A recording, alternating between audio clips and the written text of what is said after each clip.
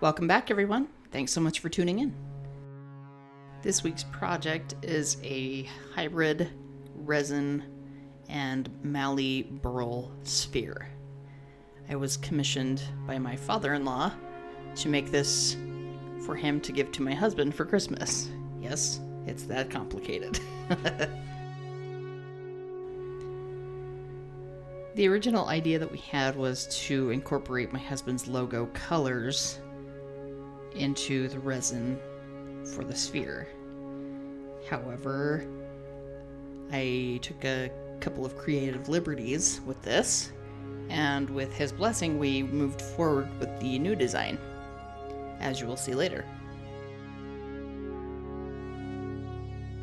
So in this scene I'm just mixing some resin to give the burl kind of a top coat so that the actual resin of the sphere will stick to it better.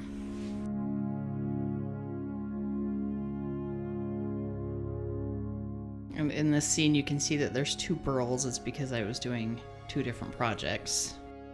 Into the pressure pot it goes to cure the top coat.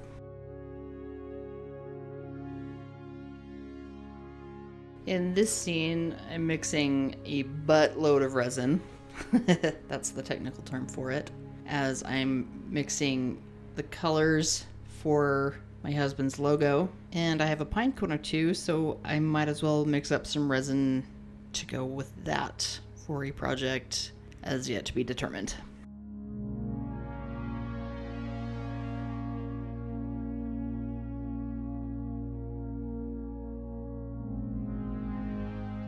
And in true Megan fashion, pointed the camera right directly at where the sun's going to shine, so it's a real blurry image. Sorry about that.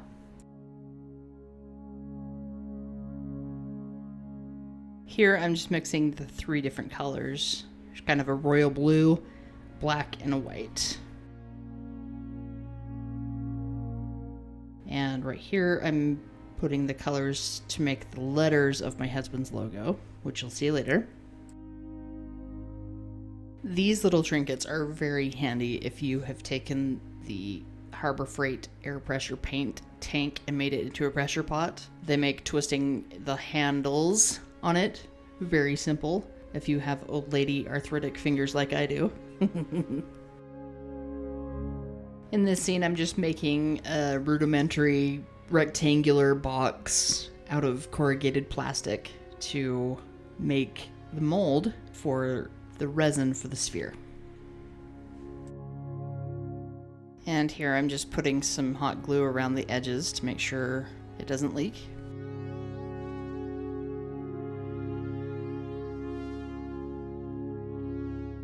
Now for the fun part, putting the logo together and gluing it to the base of the burl so that it hopefully lines up in the middle of the sphere. I literally giggled to myself with giddiness when this came together at this point. It was pretty fun. In this scene, I'm just mixing some clear resin and adding just ever so slightly a tinge of blue to it so that the logo will still shine through when the sphere is turned, but it's got a hint of blue to it.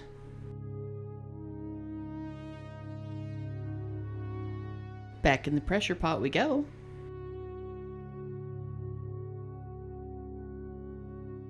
And now for the part you all came to see, turning the sphere.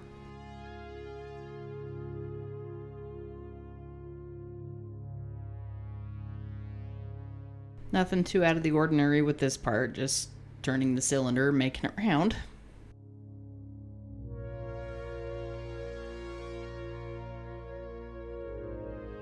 In this scene, I take the calipers, figure out the diameter, and then I use that measurement to create the outer edges of the sphere. And then I'll turn the sphere to those edges. Freaking turning resin is like a surprise party that nobody wants. This stuff is everywhere. It's such a nightmare, but it's so rewarding in the end.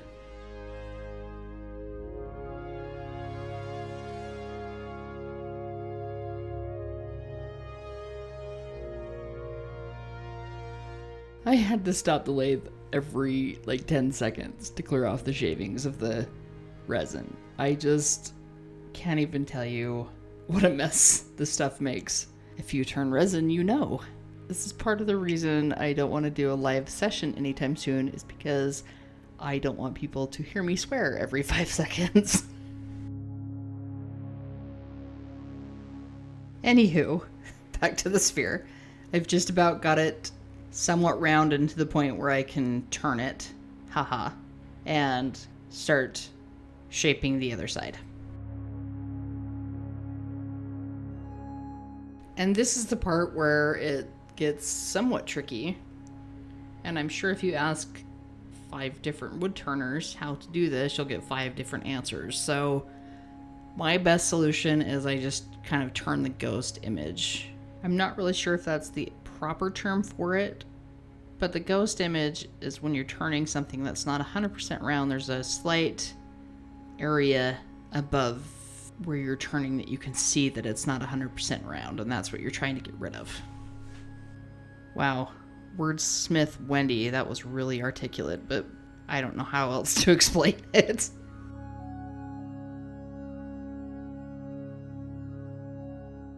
Now it's just a matter of just little quarter turns here and there to make sure that it's round.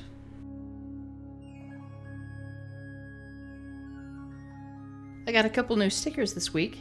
One was from Kim Tippin Woodturning, and the other is from Stewart Furini Woodturning. Both phenomenal artists, in my opinion. I'll put the links to their channels below.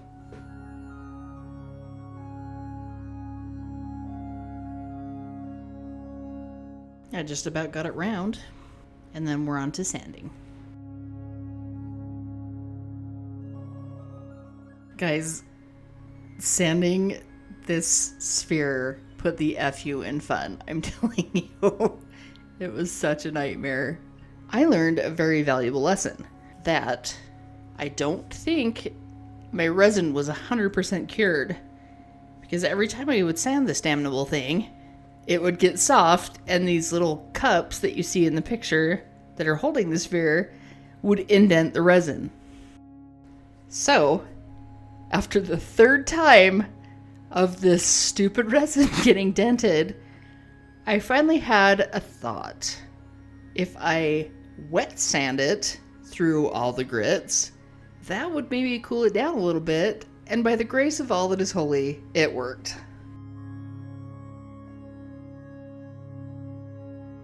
So I went from 80 to 600 with the Abranet mesh pads, and then I switched over to the micro mesh and did all of those pads. And now it sparkles like the shiny little sphere that it is. And now for the making of the stand for the sphere. If you're interested in how I made the stand, please see my other video on how to make a pyramid with a bandsaw. It's pretty neat. I hope you enjoy it. That's me tooting my own horn. In this scene, I'm just squaring up the sides, making sure that they're all even, as my angles making the pyramid were slightly off. And then those of you that have been with me for a few videos will remember a couple videos back where I mentioned that I have a slight bit of ADD. Well, I got ahead of myself and started applying the black finish to this before I realized that I still had to make the cutout where the sphere rests. And then, despite my best efforts with wrapping it in blue painter's tape, probably should have used something a little more substantial, I managed to dent the wood with the chalk jaws. So I'm back to sanding the base, in addition to sanding off the first coat of paint that I jumped the gun with.